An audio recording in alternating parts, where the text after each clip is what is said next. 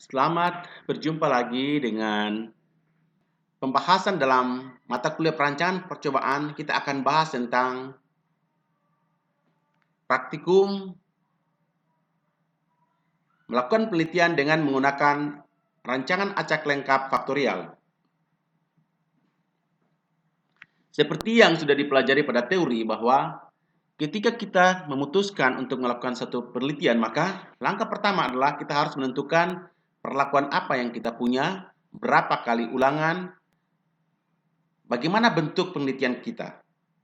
Sehingga kita putuskan penelitian ini apakah menggunakan rancangan acak lengkap, rancangan acak kelompok, rancangan bujur sangkar Latin, atau rancangan acak lengkap faktorial, dan lain-lain sebagainya.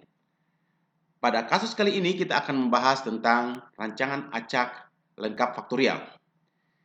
Di sini ada sebuah contoh latihan atau suatu exercise, suatu teladan, di mana sebuah penelitian bertujuan mengetahui pengaruh ekstrak bawang putih terhadap log angka lempeng total bakteri atau ALTB pada daging sapi selama penyimpanan. Penelitian ini menggunakan 3 perlakuan, yaitu kontrol, bawang putih lokal, bawang putih import, dan setiap perlakuan diulang sebanyak 4 kali. Nah, karena ada 3 perlakuan, P1, P2, P3, dan setiap perlakuan memiliki 4 level, ya L1, L2, L3, L4, atau penyimpanan 0 hari, 3 hari, 6 hari, dan 9 hari, maka kita akan memperoleh 12 kombinasi perlakuan dari 3 kali 4. Dari 12 kombinasi perlakuan ini, karena kita ulang sebanyak 4 kali, maka 12 kali 4 sama dengan 48 satuan percobaan. Dan inilah tabel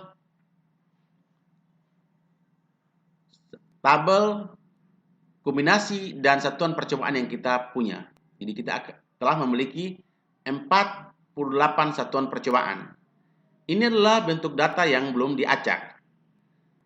Untuk kita merancang sebuah dana penelitian, maka kita harus melakukan pengacakan terhadap data tersebut.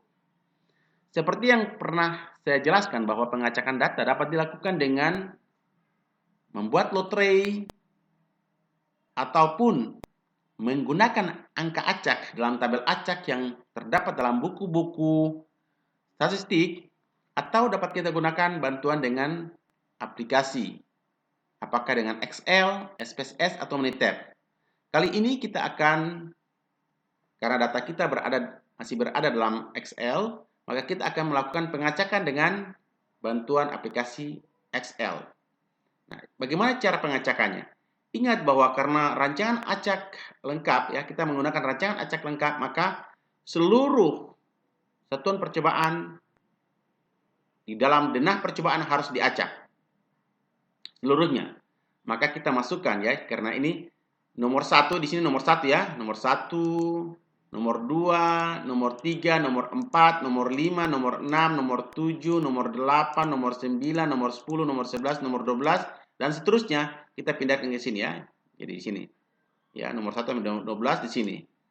13 sampai dengan 14 sampai 24 di sini. 25, ya.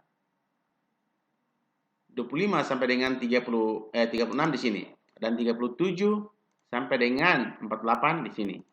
Nah, nomor-nomor ini kita sudah masukkan di sini. Setelah itu kita mengambil angka acak dari Excel. Caranya itu dengan mengaktifkan fungsi, ya. Fungsi atau insert function. Lalu kita pilih rand dari kependekan dari random. Kita klik OK. Setelah itu kita klik OK lagi. Maka kita akan memperoleh angka acak secara otomatis setelah muncul di dalam kotak yang telah kita tempatkan pointer kita pertama kali. Lalu angka acak ini kita copy, ya. Kita copy sampai ke bawah sini. Nah, tak. Nah, maka semuanya akan masuk. Kita sudah memperoleh angka acak. Nah, biasanya kalau angka acak ini, supaya angka acak kita tidak berubah, maka kita matikan rumusnya dengan cara, ya, kita drag, lalu kita copy, ya. Nah, drag, kita copy, lalu kita masukkan lagi.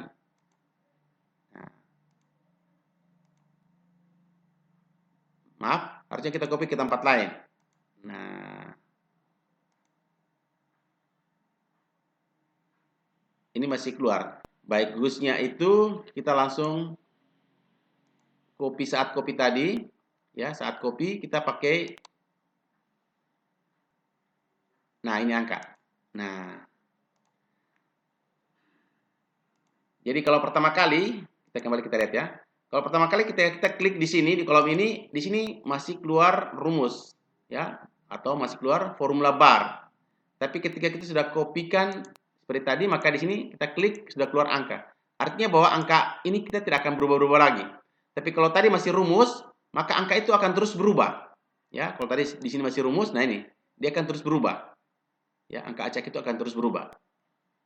Tapi kalau kita sudah kancing di sini dengan mengopi lalu kita pas dengan atau kita paste dengan memilih seperti ini ya. Jadi kita paste dengan memilih ini. Jangan rumus ya, value langsung. Klik, maka di sini sudah ada angka acak kita yang tidak akan berubah-ubah lagi. Jadi kalau kita klik di setiap kolom yang ada angkanya, dia tidak berubah lagi. Nah, langkah selanjutnya lalu kita short filter. Nah, kita ambil custom short. Maaf. Sebelumnya kita drag dulu. Ya, kita drag. Lalu kita custom sheet. Lalu kita pilih ya, short by. Short by di sini ada acak atau satuan percobaan. Yang kita mau acak sesuai dengan angka acak, maka kita klik acak. Lalu kita klik OK, maka kita lihat data kita sudah teracak, sudah berubah. Ya, yang tadinya pertama di sini adalah P1 L1 U1, sekarang sudah jadi ya P1 L2 U2. Sehingga nomor 1 yang tadi adalah P1 L1 U1, sekarang nomor 1 adalah menjadi P1 L2 U2. Nah, setelah itu kita langsung mengopi ya. Nah, sampai di sini ya 12 ya. Sampai 12 di sini kita copy, kita pindahkan ke kita punya denah percobaan. Setelah itu 12 sampai dengan 24. Ya, tadi sudah 12, jadi 13 sampai dengan 24. Kita copy, kita pindahkan ke sini. Ya. Selanjutnya 25 sampai dengan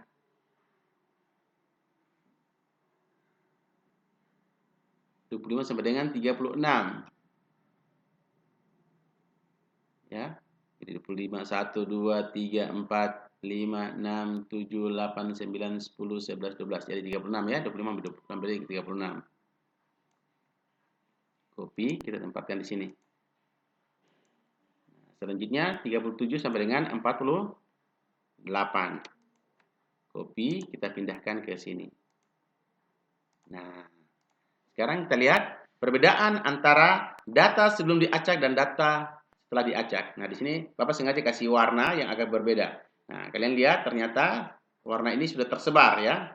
Warna yang lebih gelap tersebar di mana-mana. Itu mengindikasikan bahwa sekarang kita punya denah percobaan penelitian sudah jadi dari hasil angka setelah pengacakan di sini.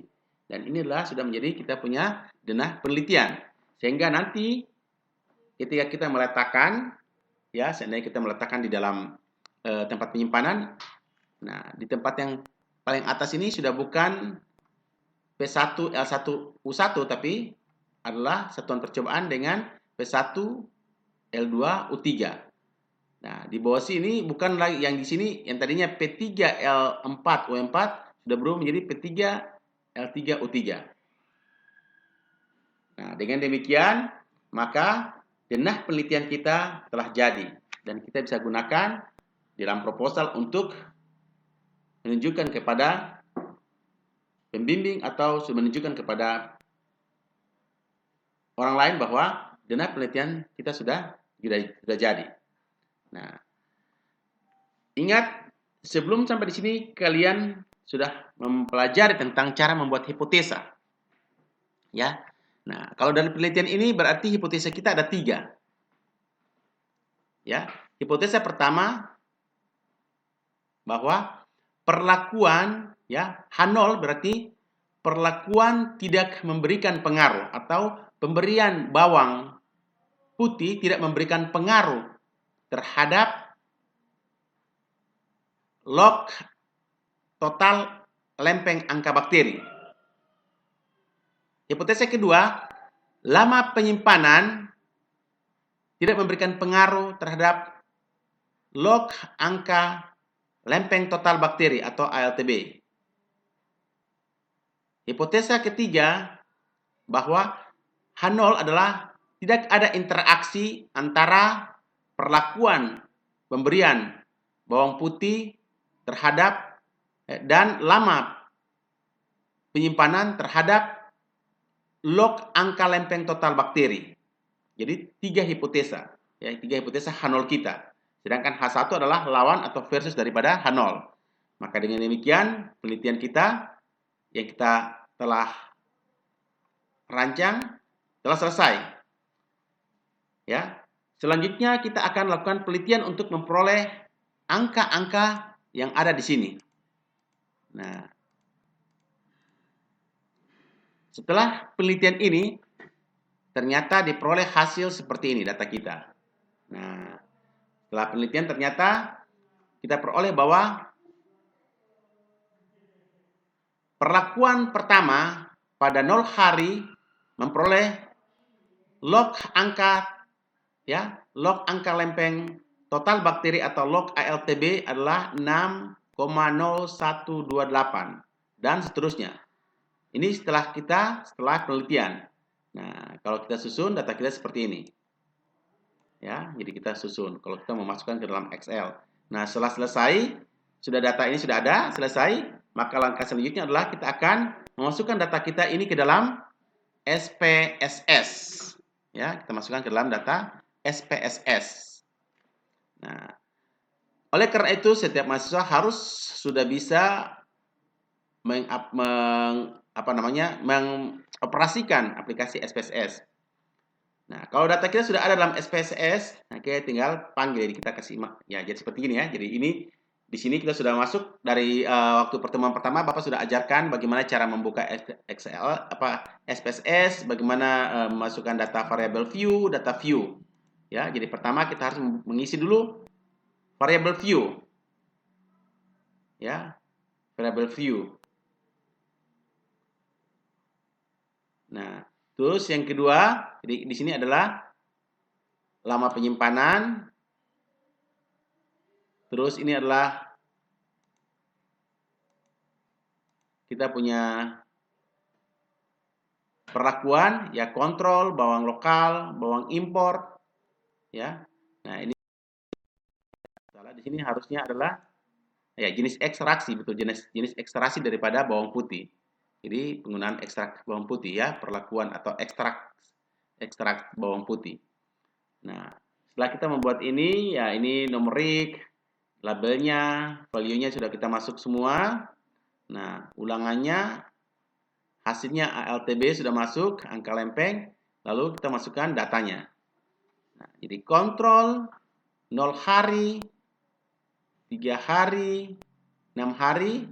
Nah, ini kita tinggal ambil data dari sini. Nah, dari sini kita tinggal jadi ini. Nah, ini kita pindahkan ke sana, ya. Jadi 1G. Kalau mau gampangnya kita copy dari sini, pindahkan ke sini, ya. Jadi dari sini sampai di 9 kita pindahkan ke sini. Ya, 60 di mana? Ini kalau di sini karena ulangannya kita urut seperti ini. Kita lihat, nah ini.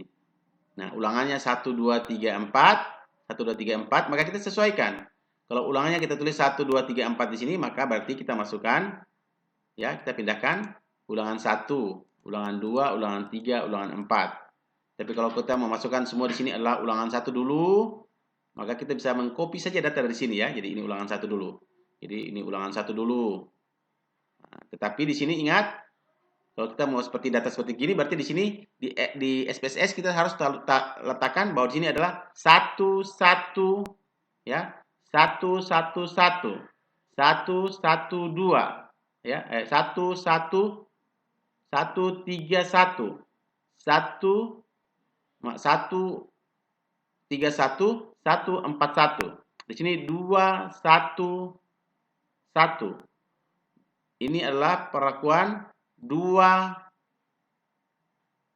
2, 1. Ya, tolong diperhatikan. Jadi, ini sangat penting. Karena kalau kita salah meletakkan angka-angka ini dalam SPSS, maka kita akan salah dalam pengolahan dan data kita atau hasil pengolahan yang kita peroleh akan salah. Oleh karena itu kita perhatikan cara memasukkan datanya. Ya, jadi di sini kita lihat, di sini lama penyimpanan adalah 0 hari. Jadi sini kontrol ya. Kontrol berarti P1, P1, P1 semua dulu. P1 di sini P2 lokal, P3. Nah, setelah itu lama penyimpanan ini 0 hari berarti lamanya L1 dulu, L1, lalu L2, L3, L4. Nah, lalu ulangannya di sini 1 2 3 4, 1 2 3 4. Ingat ya, harus sesuai ketika kita masukkan di sini. Ya. Sehingga kalau kita mau melihat view-nya seperti gini, kita hilangkan. Nah, ini harus sesuai. Jadi, ini artinya bahwa perlakuan 1, lama penyimpanan 1, ulangan 1. Perlakuan 1, lama penyimpanan 1, ulangan 2. Kalau ini artinya perlakuan 2, lama penyimpanan 1 atau 0 hari, ulangan 1. Kalau ini artinya perlakuan 3 atau pemberian ekstrak bawang putih import, lama penyimpanan yang ketiga. Lama penyimpanan ketiga itu berapa? Ya, kita bisa lihat kita punya data. Lama penyimpanan ketiga berapa? Lama penyimpanan ketiga adalah 6 jam. Nah, 6 jam. Ya. Nah, jadi lama penyimpanan 3. Jadi ini perlakuan ketiga atau pemberian ekstrak bawang putih import, lama penyimpanan selama 6 jam, ulangan keempat. Nah, kalau yang ini berarti perlakuan ketiga atau ekstrak bawang putih import, lama penyimpanan yang keempat atau 9 hari ya, ini hari bukan jam, 9 hari ulangan keempat. Nah, setelah data kita sudah masuk seperti gini, maka kita sudah siap untuk melakukan eksekusi dengan pengolahan dengan bantuan SPSS. Ya. Demikian sampai dengan cara memasukkan data ke dalam SPSS. Yang berikutnya kita akan mempelajari bagaimana cara melakukan pengolahan data dengan SPSS sampai dengan ANOVA dan interpretasi data.